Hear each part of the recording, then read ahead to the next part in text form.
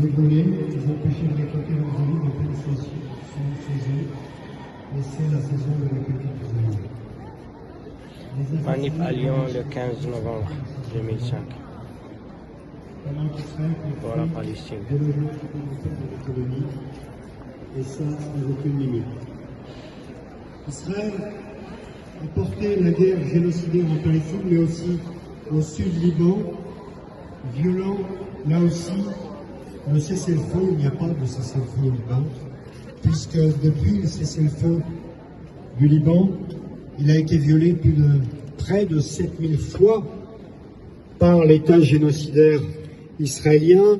C'est aussi la Syrie où il y a une annexion des terres en cours. Voilà, Israël, c'est la guerre, toujours, et en continu, partout, toujours. Cette conquête coloniale, impérialiste, est armée par l'Occident, et bien entendu avec, en premier lieu, les USA. Alors que le crime ministère M. Netanyahou est poursuivi par la CPI, l'éternel Macron et le provisoire Le Cornu continuent de livrer des armes et de maintenir les accords militaires et sécuritaires.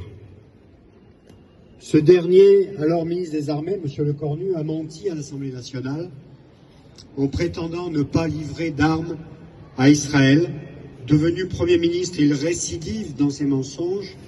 La France ne livre pas des armes à Tsahal, a-t-il déclaré, faisant l'impasse sur les composants et les matériaux à double usage qui sont livrés régulièrement à Israël.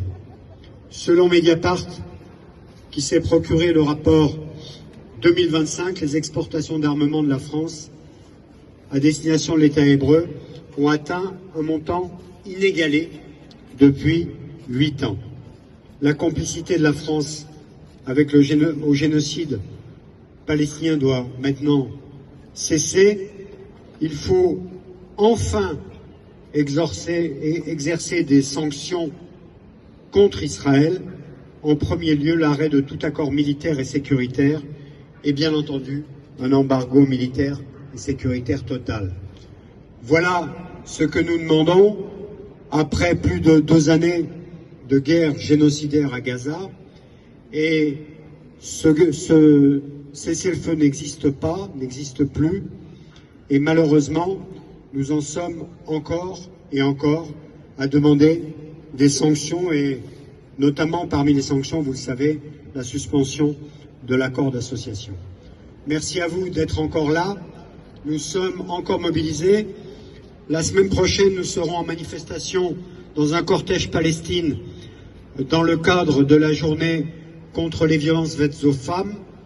Nous serons à la manifestation à 14 h place Bellecour samedi prochain, dans un cortège de soutien aux femmes de Palestine qui subissent les violences, les agressions régulièrement et journellement à Gaza et en Cisjordanie. Et puis la semaine d'après, le 29, vous le savez, il y a une grande manifestation nationale. Nous serons à Paris, où nous serons au sein d'un cortège lyonnais. Alors vous êtes invités à venir, nombreux, nombreuses.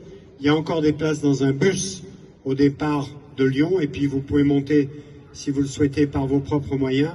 En tout cas, pour dire Free Palestine, au départ de la place de la République à 14 h, le 29 novembre à Paris. Donc voilà, on lâche rien pour la Palestine et pour le peuple palestinien. Et je donne maintenant la parole à nos amis des femmes en noir.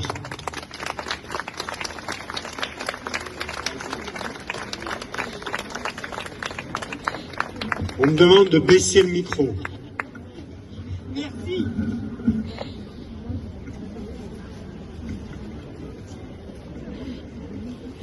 Bonsoir. Notre mouvement des femmes en noir, comme dans les autres manifs précédentes, nous sommes avec le collectif 69 de soutien au peuple palestinien. Car, comme lui, nous défendons les droits du peuple palestinien. Plus précisément, aujourd'hui, on soutient son droit à disposer de lui-même, à parvenir à un État souverain Et c'est pourquoi aujourd'hui nous sommes avec le collectif. Et aujourd'hui, nous célébrons l'anniversaire de la Convention internationale des droits des enfants, comme l'a dit Jérôme tout à l'heure. Elle date du 20 novembre 1989. En tant que femme, en tant que mère, nous sommes particulièrement concernés. Mais aujourd'hui, parler des droits des enfants à Gaza, est-ce possible?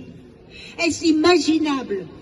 Alors que, après l'attaque du Hamas contre Israël le 7 octobre 2023, Israël a déclenché une guerre totale, un génocide contre toute la population, hommes, femmes, enfants, de la bande de Gaza, permettant en même temps que se déchaîne une violence décuplée des colons contre la population palestinienne de Cisjordanie.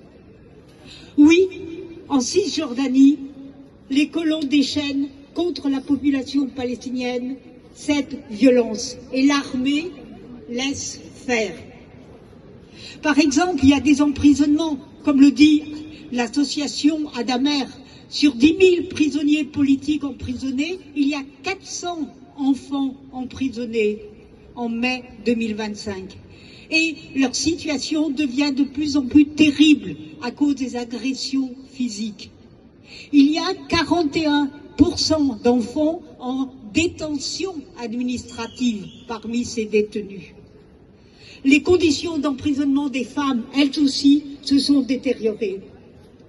En termes d'abus systématiques, il faut savoir aussi que les conditions des Palestiniens enlevés à Gaza et détenus par l'armée israélienne sont les pires. Les enfants tués par les militaires en Cisjordanie,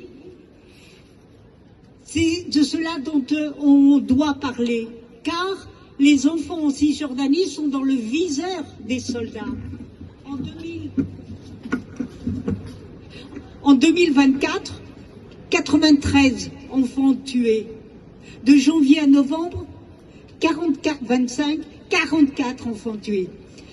Une association, Defense of Children Palestine, dit « Les soldats ne tirent que pour tuer, même des enfants sans défense mineurs. Ils sont vus comme des terroristes potentiels.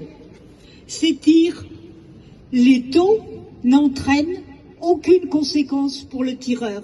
L'armée n'ouvre même pas une enquête.